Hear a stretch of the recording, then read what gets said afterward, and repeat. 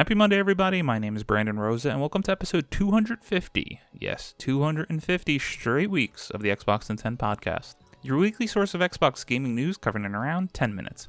Every Monday, this podcast covers new game releases, the previous week's gaming news, and we all learn an Xbox-related fun fact together. The show is on YouTube and podcast services around the world, so please subscribe on your favorite and leave a review. Xboxin10.com, no numbers, is your quick source for links to all of our podcast destinations and social media profiles, which you can follow at Xboxin10. To start, let's talk game releases. The big game out last week was the Outlast Trials. The games coming out this week include Contra Operation Galuga, For the Warp, Hotel Renovator, Beautiful Sakura Fitness Club, Cybertrash Statics, Dune Imperium, Llamasoft The Jeff Minter Story, Treasures of the Roman Empire, Violet Wisteria, Bing in Wonderland, Cartel Tycoon, Dungeon Drafters, High Water, Match Village, Rebel Transmute, Star Wars Battlefront Classic Collection, Storyblocks The King, Unables, Argonauts Agency 5 Captive of Cirque, Outcast A New Beginning, Sherlock Purr 2, PJ Masks Power Heroes Mighty Alliance, and Tiny Tales Heart of the Forest. Some new games are either available now on Game Pass and or coming soon. They include the following. You can now play Warhammer 40,000 Bolt Gun on Cloud Console and PC, Paw Patrol World, Cloud Console and PC, and then on March 12th, you can play SpongeBob SquarePants Battle for Bikini Bottom Rehydrated, Cloud Console and PC. March 13th, Control Ultimate Edition, Cloud Console and PC. Go play that. March 14th, No More Heroes 3, Cloud Console and PC. Launching into Game Pass on March 19th is Lightyear Frontier and Game Preview on Cloud PC and Series X and S. And then MLB The Show 24, Cloud and Console. Now on to last week's biggest news stories, and we have 3 to cover this week. Number 1, Xbox Partner Preview March 2024, every announcement and trailer we showed. Mike Nelson on Xbox Wire writes, we've just wrapped up our second Xbox Partner Preview, a broadcast that brought you new game trailers, reveals, and news from the likes of EA, Square Enix, Sega, and many more. Over the course of 30 minutes, you got brand new looks at 14 incredible games coming to Xbox and Windows from our third-party partners. On today's broadcast, you got first peeks at brand new games, like The Sinking City 2 and Creatures of Ava, a release date reveal for Frostpunk 2, and Final Fantasy XIV Online, a detailed look at the upcoming Kunitsugami Path of the Goddess, and we even snuck in a shadow drop in the form of the entire original Stalker trilogy, which is available for Xbox One and Series X and S today. If you cannot tune in, fear not, we have every single announcement and reveal from the show in handy text form waiting for you below. Final Fantasy XIV Online set for full release on March 21st for Series X and S. Square Enix treated us at a first look at the release date trailer for Final Fantasy XIV Online ahead of its full launch announcement on March 21st for Series X and S. It was also announced that a starter edition will be available through Xbox Game Pass Ultimate Perks for a limited time from March 21st to April 19th. You can start playing Final Fantasy XIV Online today with the open beta, which is live now on Series X and S. Kunitsugami Path of the Goddess coming to Game Pass in 2024. Capcom delivered a detailed look at the upcoming Kunitsugami Path of the Goddess, a unique single-player game set in a Japanese-inspired universe.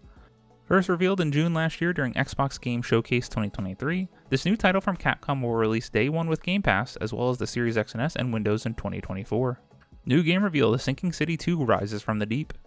The Sinking City 2 made a world premiere appearance during the show with a trailer showing the iconic Lovecraftian city of Arkham and the very unpleasant sights within. The long-awaited sequel from Frogwares is evolving into a full-on horror game as you guide a new character through the mystery of why Arkham is flooding, and take on some of its abominable residents along the way. Persona 3 Reload Expansion Pass announced. Sega delivered the first exclusive details on the upcoming Persona 3 Reload Expansion Pass that will allow players to dive deep into the world of Persona 3 Reload, featuring new costumes, background music, and extended story content with episode IG's The Answer. Stalker Legends of the Zone Trilogy available today on Xbox. As a surprise for Xbox gamers everywhere, GSC Game World launched the Stalker Legends of the Zone trilogy for Xbox One and Series X and S via backwards compatibility, with the cult classic Shadow of Chernobyl, Clear Sky, and Call of Pripyat all available to play today. Unknown 9 Awakening surprises with new exclusive gameplay. Bandai Namco and Reflector Entertainment reintroduced us into the world of Unknown 9 Awakening, giving us a fresh look at the exciting world and showing off the hero Haruna, played by Anaya Trollata, in this exclusive gameplay reveal. Abubakar Salim narrates in-depth gameplay trailer for Tales of Kenzara Zhao. Surgeon Studios and EA Originals delivered a fresh look at the upcoming Tales of Kenzara Zhao, showcasing its beautiful and treacherous lands in a new trailer narrated by Abubakar Salim, and how the unique interchangeable gameplay between the Mask of the Sun and the Mask of the Moon can influence how you traverse this unique world. Tales of Kvanzara Zao to launch on April 23rd, 2024 for Series X and S and Windows. Chucky is ready to bring a bloody good time to the world of Roblox. Rocket Ride Games and Universal Products and Experiences revealed Griefville survived the nightmare for Roblox during today's Xbox Partner Preview broadcast. Describing itself as a chilling interactive experience, it's inspired by the beloved classic horror films of the 80s and 90s with horror movie icon Chucky at the center of it all. New game revealed Creatures of Ava, a new creature saver game from Inverge Studios. Inverge Studios revealed their newest title, Creatures of Ava, where you'll learn to understand and tame the creatures of the planet Ava, and let them lead you through a variety of ecosystems, all in the hopes of saving the planet from a life-consuming infection. New game reveal Monster Jam Showdown crushes it. Jump behind the wheel of a fan-favorite monster trucks like Megalodon, El Toro Loco, and Gravedigger in a thrilling off-road arcade racing experience that's ready to rock on Xbox. The Alters reveals its many sides. 11-Bit Studio shared a deeper look at its upcoming emotional sci-fi game that features a unique blend of adventure, survival, and base-building elements. As Jan Dolsky, you'll play as a simple worker who creates alternative versions of himself in a desperate attempt to escape from a planet where even sun rays can prove deadly. Look for the Alters to come to Game Pass, Series X and S, and Windows. First Berserker Kazan shows off its visceral combat and action. Based on the DNF Dungeons & Fighter universe, the first Berserker Kazan focuses on the betrayed hero Kazan, who is seeking revenge against those who orchestrated his downfall. During today's Xbox Partner Preview broadcast, Nexon gave us a deeper look at the fierce gameplay we can expect to see when the game arrives on Series X and S. Frostpunk 2 coming to PC Game Pass on July 24th. 11-Bit Studios showed off more of its upcoming city survival game set 30 years after an apocalyptic blizzard ravaged Earth, transferring our world into a harsh, icy wasteland.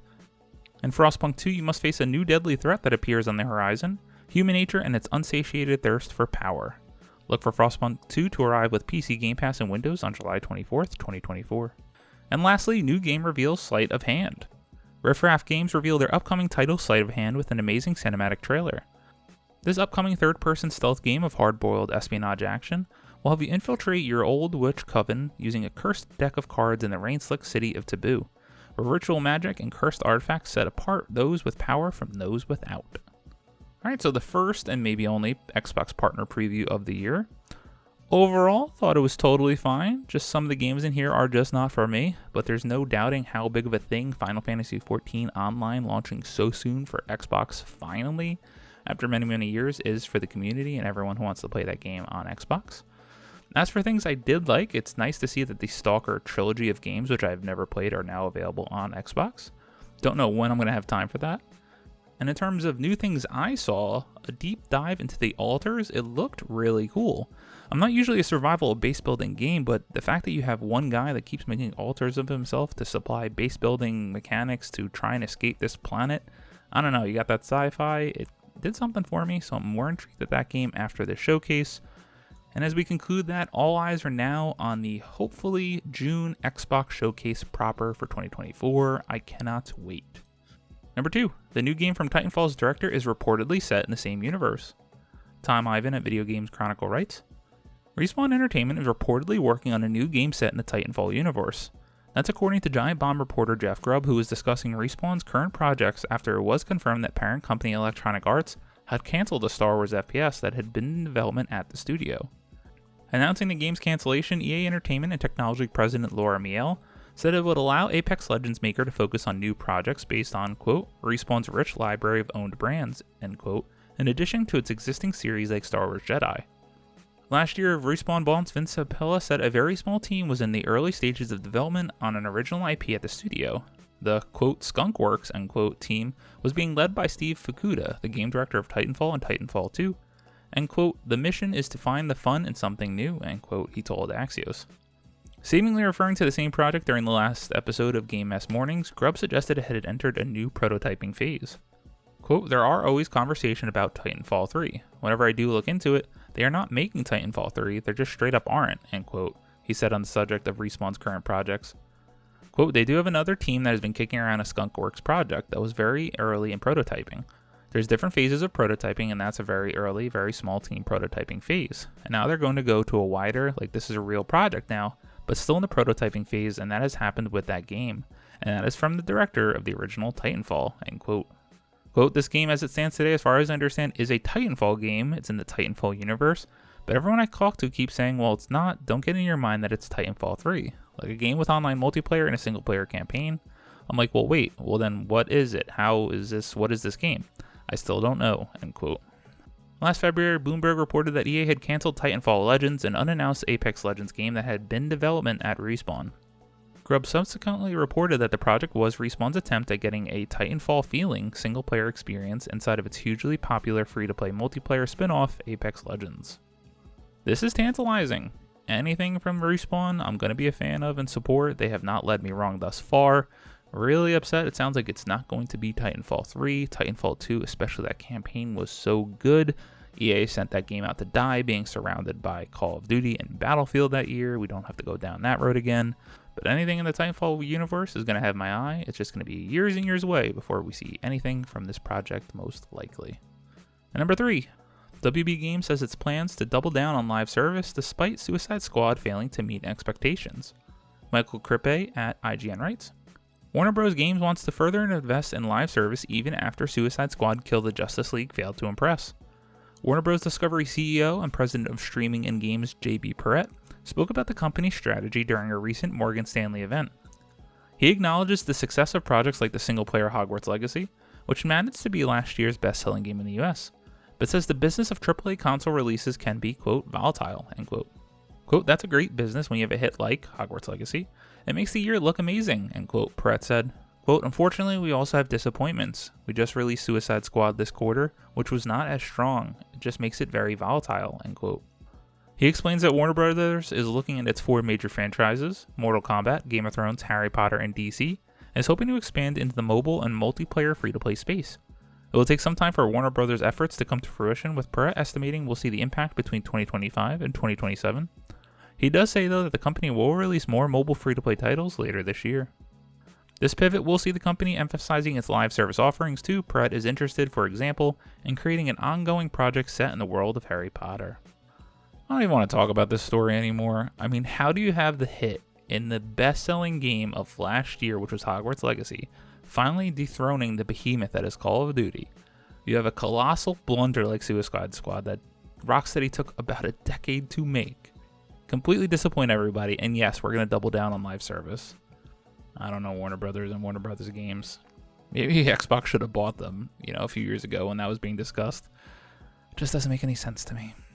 As always, we end our show with a fun fact about Xbox, and we were talking about Square Enix with Final Fantasy XIV Online finally coming to the platform. So let's just do a brief history lesson on Square Enix, thanks to Wikipedia. Square Enix Holdings Co., Ltd. is a Japanese multinational holding company, video game publisher, and entertainment conglomerate. It releases role-playing game franchises such as Final Fantasy, Dragon Quest, and Kingdom Hearts, among numerous others. Outside of video game publishing and development, it is also in the business of merchandise, arcade facilities, and manga publication under its Gengan Comments brand. The original Square Enix was formed in April of 2003 from a merger between Square and Enix, with the latter as the surviving company. Now, I'm not the biggest fan of Square Enix because I don't really play that many JRPGs, but stay in tune for what I'm playing at the end of the show. Thank you all for listening to the Xbox in 10 podcast, your weekly source of Xbox gaming news covered in around 10 minutes. If you like the show, please subscribe on your favorite podcast service, share it with your friends, leave a review, and then follow on all social media at Xbox in 10. This past week I haven't had too much time to play, but I did break out the Switch and played about an hour and a half of Final Fantasy VII, the original. Never completed an entire Final Fantasy game before. This is my first one, and I did get pulled in the first hour and a half. I wanted to at least try the original before even attempting to play the remake, and I think I'm going to see this journey through. My biggest deciding factor is I started it on the Switch, but I think I might want to switch to Xbox so I can also play on my Logitech G Cloud. I'm debating that, but either way, I'm going to keep on this journey, and I'll report back as I play more.